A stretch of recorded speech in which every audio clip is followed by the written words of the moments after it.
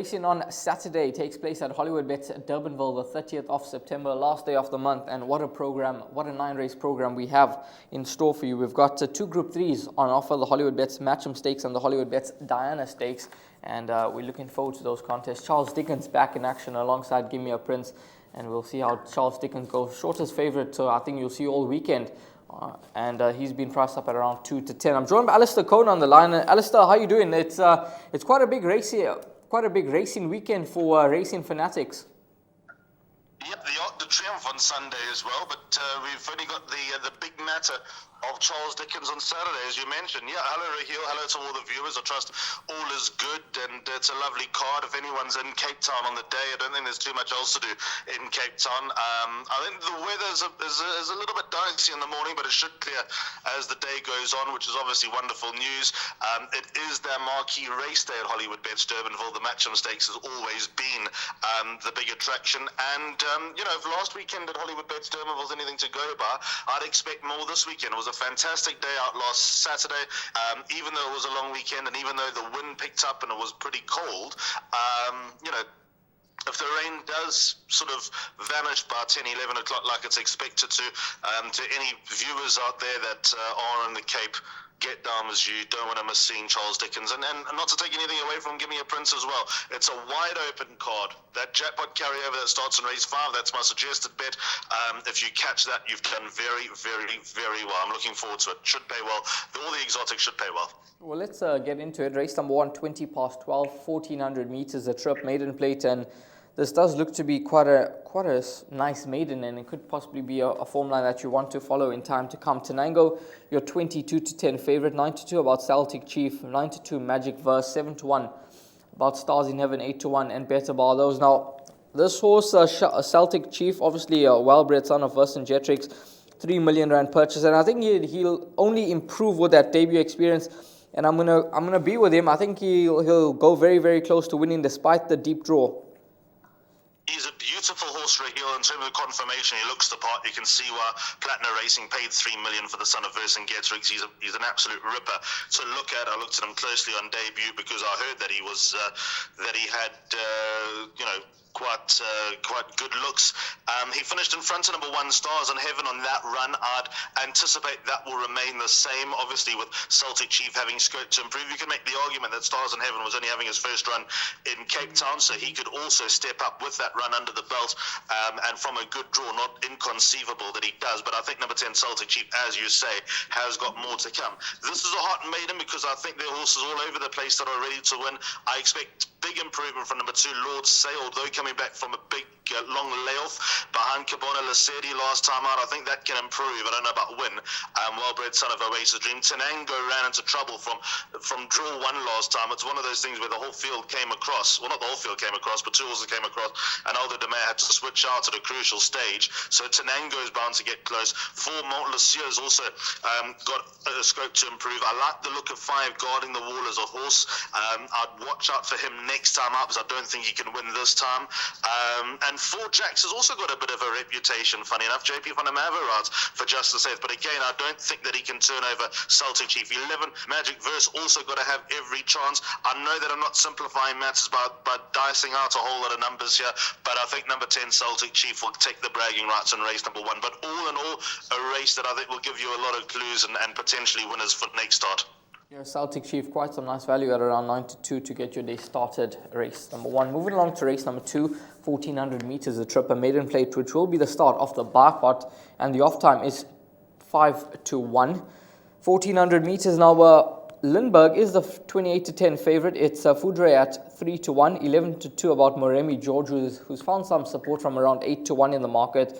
It's 6 to 1 about Sakambaya, 6 to 1 Oliver, 7 to 1 in Better Bar. Those now, Alistair, this could also be potentially a maiden that we want to follow. And this horse from the Candice Bass Robinson yard, Foudre, well-bred son of Fireways. He's got a deep draw to overcome, as he did when he was set to run, I think, a couple of weeks ago. But take nothing away from this individual and what he produced on debut. I think he'll only get better, and I'm going to be with him in this contest. Lindbergh, he's had his fair share of chances. He seems to be getting closer today. We'll obviously see how the form line works out with Tenango, but I think Foudre is the one to beat. I I think he's the one to beat as well, Raheel. Obviously, being a half-brother to Golden Duck at Rainbow Bridge and Hawa. Obviously, the Colts are all rockets. And Foodray put up a lovely debut performance when expectations were low, to be fair. And I've spoken to Craig Zaki about this horse after his first run, and he said he gave him such a nice feel. It actually surprised him that, going through the 400, he thought that, this was going to do well to run to the first four. He feels like a very, very smart horse, good quality, but, this is the line's going to come far too soon for him to make an impression, and he turned it on in lovely style last time out. He'll need a bit of luck from the draw, to be fair, but he's got a lot of scope to improve, whereas Lindbergh, although pushing Greeting My Master and Oriental Charm all the way to the line in his last two starts, I think he's coming against a very smart horse here as well. So he might have to settle for second again, despite the fact that I have a lot of respect for number 6, Lindbergh. A whole lot of others you can make a case for. You can see quite a few here improving. This Moremi Gorge, number 5 on the car, Son of Silvano, out of a well-performed mare, Fish River. Very interesting on debut. Cosmic Rhythm ran a length and a half to Kayama, who was obviously grade 1 place. Cosmic Rhythm had everything go wrong last time out as well, suffering a bad bump and returning cuts into. Although the form line's quiet, just a few things need to go better for number 3, Cosmic Rhythm, to at least be a threat. But all in all, Foodray's got so much scope to improve. Bit of luck in running's all that needed. He's not a racing certainty, but I'd be on the side of him. Yeah, we've got some proper expensive horses on show. Race number 1, 3 million rand purchase in the form of the horse from the Andre Nel yard, Celtic Chief. We've got a 1.6 million rand purchase in the form of Foodray, and hopefully they can get the job done in their respective races. Moving along to race number 3, which will be the start of the place accumulator, 1600 meters the trip, and it's a maiden plate for fillies and mares. 1:30 is the off time. And just having a look at the fixed odds betting market for this contest, your favorite here is number 10, Lickety Split, at around 7-2. It's 4-1 about Charlene, Flamboyant Flyer, 5-1 School Policy, 6-1 and Better Bar Those. Now, this filly, Flamboyant Flyer, she was a very nice, she produced a very nice effort last time out. The slight concern for me is the drop in trip down to 1600 meters, but I still believe that she could make decent improvement, and given the draw, she'll be doing her best work at the finish. But I think School Policy could be a bit of value at 5-1. Yeah, it's an interesting race, Raheel, because I liked Flamboyant Flyer last time with the 56 kilos, and she got turned over by Woman's World, who I think has got a bit of progress to come over a trip. So, what I don't like about this race is that the draws of the 3 horses I really like are not ideal. 9 Charlene, 10 Lickety Split, and 11 Flamboyant Flyer. So, from that point of view, you're probably right about number 7, School Policy, probably being the one that they all need to beat here. Anthony Andrews retains the ride. The reason why School Policy is appetizing is because she finished in front of Charlene last time, but Charlene had a bad draw. Obviously the draws is not exactly in Charlene's favor, but it's certainly more to her liking this time around. She was nabbed as short-headed at penultimate start over 1400 meters at Hollywoodbets Durbanville. I'm excited to see her over 1600 meters, but there's not much between School Policy and Charlene last time. Expect them to be on top of each other. Number 10, Lickety Split, despite not having the world-beating form lines to her name, she's banging at the door. She's going to get it right one of these days. And number 11, Flamboyant Flyer, as you say, the drop in distance and with an extra kilo on her back is a slight cause for concern, but she at least is coming along the right way. Interesting race. I'll hold the PA to 2 horses. I'll hold them to 7 and 9. If you wanted one other, I'd probably go number 10, Lickety Split, but it is a complex race. The good news to this maiden, from a form study point of view, is that there are probably less horses to consider as winning chances than the first 2 races. What's your thoughts on number 2, Pinstripe? Because she's obviously a nicely bred individual, and she's probably got the draw advantage over the stable companion, and she's a horse that I think should enjoy the step up in trip. Do you think she could go close, or a place chance at best? Place chance at best. The mare's not produced much. I know she was a wonderful mare with Dennis Dreyer. She won the Grade 1 Volkable Stress South African Fillies Classic, did Bambina Stripes. I would like to see a bit more spark second time out. She seemed like she took a step backwards rather than a step forwards for number 2, Pinstripe. So place chance for me. Yeah, that's number 2, Pinstripe, at around 14-1. But let's see how Charlene, School Policy go in this contest. Lickety Split and Flamboyant Flyer, all chances in race number 3. Moving along to race number 4, 1800 meters the distance, a maiden plate that will get the pick 6 underway. 2:05 the off time. Marshallfield 3-1, Avignon at 7-2, Lord Fifield at 4-1. Global Movement is at 9-2. It's then 10-1. And Better Bar Those. Now, Marshallfield, he's had quite a bit of chances to get it right. He's His last start was very, very disappointing. Backed into favourite once again, and he let the side down. Avignon, another horse that has had his fair share of chances. And then you've got Lord Fifield, who probably seems to be coming along the right way now. And I wouldn't be surprised if he were to turn the form around with Marshall Field on that St. Silas run. Yeah, it's quite a shallow maiden, dare I say, Raheel. This maiden plays over 1,800 metres. There are probably not too many maiden 1,800s that go around in Cape Town, hence the bigger field, and not much form to work with. But with that said, horses that have any amount of scope to improve. I'm keen on number 5, Avignon, here, because when you look at it, Avignon and Lord Fifield have met each other twice, and it's 2-0 to Avignon. Avignon now gets the services of Richard Ferree for the first time.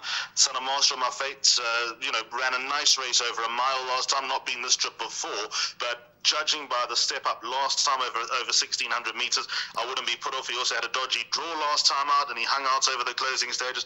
I can't see him missing the first 3. I'd hesitate to have a bet on the nose on him, but he is my top selection. And then, Lord Fifield, despite being beaten twice by Avignon, probably won't be too far away. You're right about Marshall Field, non-start maiden. He's been costly to follow.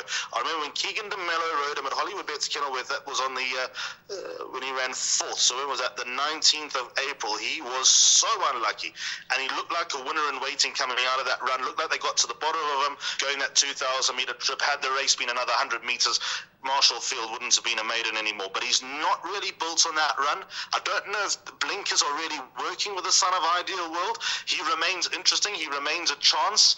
I would prefer a 2,000-metre maiden for number 4, Marshall Field. So for all said and done, 5 Avignon, my top selection here. Yeah, that's number 5 at around 7-2 in the market, and a horse that Alistair was quite confident on running into the top 3 from the pit, both the yard. Now we're going to move along to race number 5, where we've got that carryover jackpot. 250,000 Rand is the carryover in a likely pool of 1 million Rand. Race number 5, 1,400 metres, a class 3 contest. And it's quite a nice race on offer. Zumi at 9-2, Prevalence 9-2, San Pedro 5-1. Scalini and Cheeky Laddie have both been supported a bit from 7-1 into 6-1. It's an 8-1 and better bar those. Now this is a type of race where you need to look for a bit of cover, because it's a very, very trappy contest. And what's your thoughts on this contest? Do you have an each-way play or outright top selection? No outright top selection, but just looking at the horses that I've got in here and looking for a little bit of a price of or something that I might be able to suggest. Maybe number 12, Scalini, would be my each-way play. Got top weight and got a bit of a dicey draw, but I like the numbers that he brings in.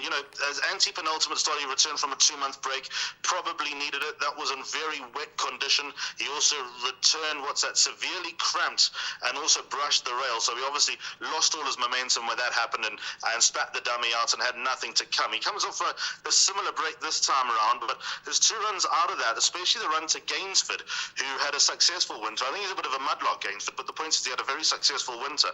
So maybe number 12, Scalini, despite being penalised for being a loser last time out, might be the value in the race, but again, I use that word very, very loosely in this event because it is wide open. I've got number 1, Nevada King, in the play as well. I don't think he appreciated the very soft conditions last time. Was reported to have not acted. He's a horse that I've been watching quite closely for a while, number 1, Nevada King.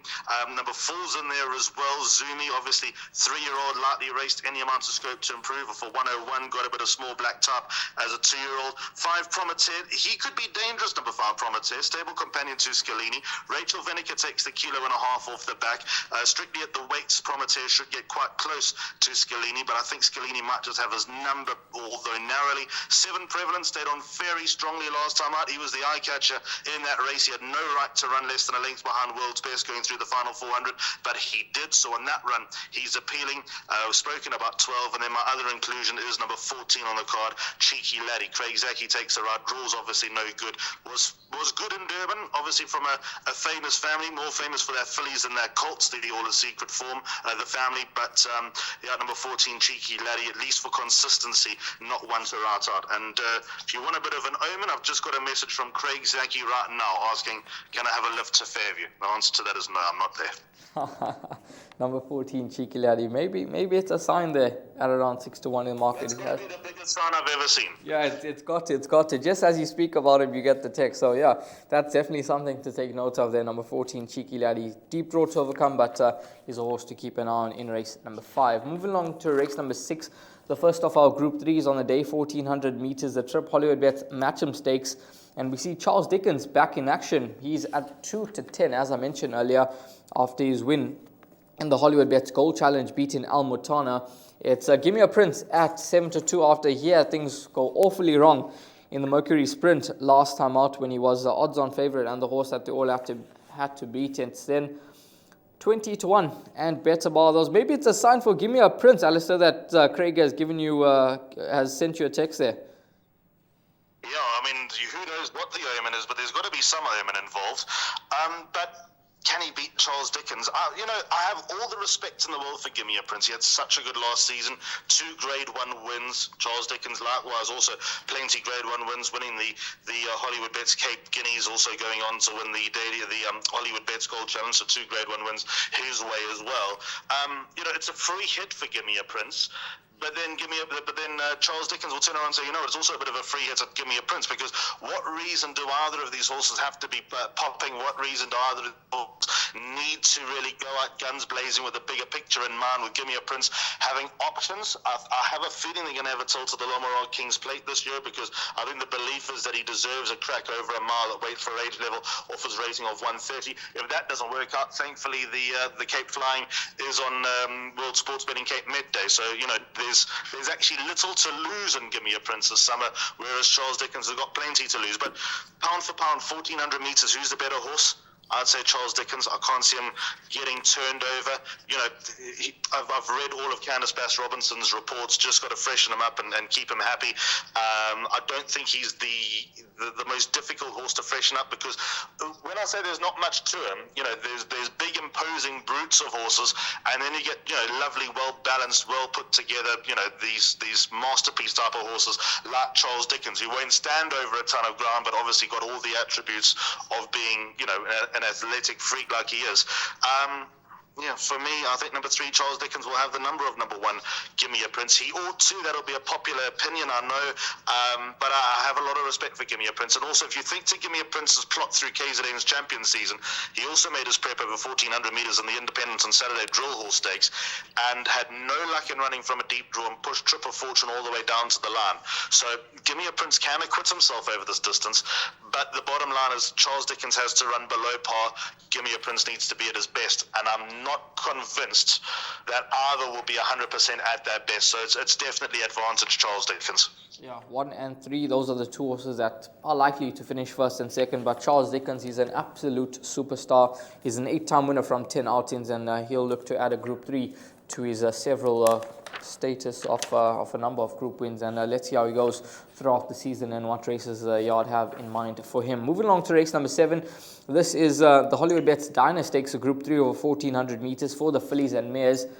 And in this contest, it's Golden Hostess at 14-10, Happy Chance 28-10. That's found a bit of support from 33-10. 9-2, Gimme's Lassie, Calamoretta at 9-2. It's then 12-1 and better bar those. Number 2, Miss Marguerite is scratched. And Candice Bass-Robinson, well, she seems to hold all of the aces in this contest. And Golden Hostess 14-10, best weighted horse in the race, but in my opinion, I think that's a bit too skinny. I'd like this horse, Who Do You Love, at 12-1. I think, although she's out at the weights, I think she's going to be a massive runner. If we go back in her form lines, I think it was last year on the 22nd of October, where she ran over 1400 meters, and she made Golden Hostess really pick up her feet. And she was maybe a touch unlucky on that day as well. I just believe that she's a horse that, with the blinkers on, 1400 down in trip, I think it's going to suit her, because when you have a look at her best runs, all of her wins have come from 1000 up to 1200, and her next best runs have been over 1400. So I believe that the 1400 is ideal for her, and at 12-1, I'm happy to take a bit of each way on that. I know a little something about number one, Who Do You Love, not to put you off. Soft track, not to her liking. She's had 2 runs in the soft, and they've been her worst runs. So, it's likely to dry up a little bit, but the point is this thing's still going to be out the ground. I'd anticipate they're going to be good to soft, maybe more on the soft side of good. So that puts me off with number one, Who Do You Love, because I actually considered her chances initially, but I've left her out. Hear me out. When I looked at the declarations for the Hollywoodbets Diana Stakes, I was put off. I thought, gee, that's a disappointing grade 3, but maybe I just got greedy thinking that Captain's Ransom was obviously prolific in this race over the last few years, and obviously no Captain's Ransom this season. She's gone off to stud to see Jet Dog. So, when I actually went through the race, I was pleasantly surprised, because I think that there are a few chances and a few horses here who could have fruitful Cape seasons and potentially going into KZN champion season, although that's a distant thought. My numbers here are 3, 4, 6, and 8. I like the last run of Gimmy's Lassie. Blinkers go on. If she travels a little bit better, she'll be a big chance. Craig Zaki takes a ride. 4, Candice Bass Robinson ran against Boys last time. Wasn't beaten far by Double Superlative. Double Superlative is a better horse than anything that runs in this race. 4, Calamoretta, the 3-year-old, very interesting. Her pipe opener, her gallop at Hollywoodbets Durbanville roughly 2 weeks ago has been very well documented. That Richard Ferry rode her, was happy with her, learned something from her. She, of course, won the debutante on Gold Cup Day at Hollywoodbets Greyville. She won in good style coming from near the back of the field. She's interesting this season, again, much like Charles Dickens. And give me a Prince. Why would she be at her best? Well, she probably won't be with the Cape Fillies. Guinea's not too far away, but 4, Calamoretta, very interesting all the same. 6, Golden Hostess, the best weighted horse in the race. I agree. I think she's a bit too skinny. She's earned her rating going very close to some top horses, but not winning those races. Does she need weak fields to win her races? I don't know. I respect her chances, but I agree that she's a bit too short. And then number 8, Happy Chance, not far behind Gimmy's Lassie last time, got a favourable pull at the weights, got a kilo, rather got 3 kilos to work with, so by right should finish in front at number 3, Gimmy's Lassie. But I've always believed that Happy Chance, although she can be effective over this distance, I think that she's looking for a mile these days, but I put her in the race all the same. 3, 4, 6, and 8. Yeah, Happy Chance, definitely a lively contender in this contest, and I respect Alistair's comments there regarding number 1, Who Do You Love, and yeah, it could just be a slight concern, the conditions, but let's see how she does go. 3, 4, 6, and 8, the numbers in race number 7. Moving along to race number 8, Cape Sea Stakes over the 1,000-meter trip, 4 is the off time. Highly confidential, your 9-2 joint favourite with Bonanza. It's 5-1 about musical arts, 6-1 Easy Money, 6-1 Elusive Trader, it's 8-1 and better bar those. Alistair, what's your thoughts on this contest? Because I thought it's an absolute field race. I can't really single a horse out here. Yeah, I put Lance through a whole lot of horses in this race, and I had to go back to it because when I say I don't like the race, I don't actually like anything, but the 2 horses that struck the loudest chords with me were 6 and 7.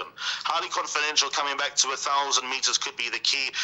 She probably didn't get home over 1250 or 1200 last time out. That was on a very, very soft track at Hollywoodbets Kenilworth when she made up a degree of ground, but she never really threatened. So I think coming back to 1,000 meters at Hollywoodbets Durbanville could yield some improvement. She ought to improve. She's so well bred. 7 Elusive Trader, huge chance for a heel from a once 106 now down to a 74, dropped another pound for a better last run. He won't be far away. The blinkers come off for the first time in a while, but he's been largely, in fact, most of his wins have come without blinkers. 4 of his 5 career wins have come without blinkers, so now could be the time to strike with number 7 Elusive Trader. You can't trust an 8-year-old that's obviously had better days, and you'll never get back to a rating of a 106, but the point is he is by miles the best performed horse in the race.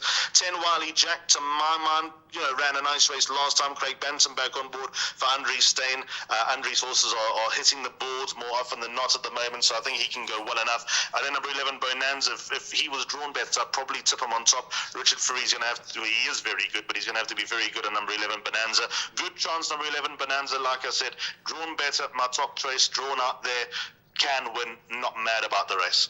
Yeah, maybe number 7 and 11, the 2 horses that you want to play around. That's Elusive Trader at around 6-1, and then Bonanza, who's got that unkind draw to deal with, but he's at around 9-2 in the markers. 7 and 11, maybe those ones you could play around. Race number 9, the final race on the day, 5 o'clock is the off time, 1,250 meters the trip. A class 4 event for fillies and mares. Winter Rainfall looks to be a very smart filly. She's at around 9-2, along with Double Grand Slam, 5-1. La Divina, who was a very nice winner on debut. It is a Lady Lookalike at 11-2, Montalina at 6-1, and then 12-1 and Better Bar. Those now, this contest it's obviously quite a nice race because we see a lot of 3-year-old fillies stepping out, and unfortunately Winter Rainfall has that deep draw to contend with, but apart from that, she would probably be the one to beat given what she has produced to date and what she can go on to produce. What price is number 10 Winter Rainfall again, Raheel? 9-2. 9-2 is a great price. I know that she got a dicey draw. As you say, if she was drawn half that, if she was drawn 5, she'd probably be 15-10. She should have won her last start. She goes a trip that, to me, I call that last run. And the first thing that struck me is that this is a top filly, but she can't go 1,000 meters again. I know she won her maiden over 1,000 meters. She came back from a layoff. There was no reason to step her up and trip, and she should have actually won over 1,000, but this is tailor-made for her. She's got enough gate speed to get over. I respect the chance of La Divina because all she could do was win, and she won well. But I'm so keen on number 10, Winter Rainfall. 9-2. I know it's a long wait. But I'll make her a place accumulator banker. I'm close to making her a pick 6 banker in the final leg as well. You know, Little Miss Pink also deserves a bit of respect. Better last run to enemy territory. Bernard Fade Herb's on board. Bernard will have a plan to turn over number 10 Winter Rainfall. Obviously, they've been drawn quite close together. But the Winter Rainfall, for me, looks like she's going to be tested at feature race level. I don't know whether it will be in mile. I don't know if it will be at the Grade 1 Cape Fillies Guineas, but I'm sure they're going to be races that Candice Bass-Robinson is targeting. I think there's a prestige plate in a few weeks' time, which I think is perfectly set up for number 10, Winter Rainfall. So I think she's of good ability, and if she doesn't win this, I'd be quite worried about her. So I think she will win. I think she's of good ability. She is my best bet on the day. Yeah, Winter Rainfall 9-2 in the market. Plenty of value surrounding this 3-year-old daughter of Water Winter, and despite the deep draw, Alistair happy to go in at around 9-2. And as you heard from him, best bet on the card, and that does say something given that Charles Dickens is running on the day. We're going to move along to the suggested bet, and Alistair will take us through his suggested bet, which is jackpot number 1. And Alistair, take it away with that suggested bet, and of course we've got a carryover in jackpot 1. Yeah, so that's why I've tipped to jackpot, because of the carryover. You know, pick 6 might be a bigger pool, but the target of R1 million with a carrot dangling, I don't want to shortchange punters and not give them a jackpot. So it starts at 20-3 with race 5. 1 Nevada King, 4 Zumi, 5 Prometeur, 7 Prevalence, 12 on the card Scalini, and 14 Cheeky Laddie. By banker 3 Charles Dickens. By 3, 4, 6, and 8 on the Hollywoodbets Diana Stakes. So those are Gimmy's Lassie, Calamoretta, Golden Hostess, and Happy Chance. And then the final leg 6, 7, 10, and 11. So highly confidential, elusive trader. The 2 also I'm most keen on, 10 Wiley Jack, and then number 11 Bonanza, who I wish was drawn a little bit better. I think we'll get to a very, very decent pool. We'll probably pass that R1 million in that jackpot 1, and hopefully Alistair has managed to guide you in the right direction with these numbers there. Alistair, thanks very much for your time. All the best. Are you calling on Saturday at Hollywoodbets Durbanville? Yep, I will be there. Looking forward to it. In and out on Saturday, so be a great day out, I'm sure. Yeah, will certainly be some top racing on offer, and once again, thanks very much, Alistair Cohen, and to you as a racing fan, all the best with racing on Saturday.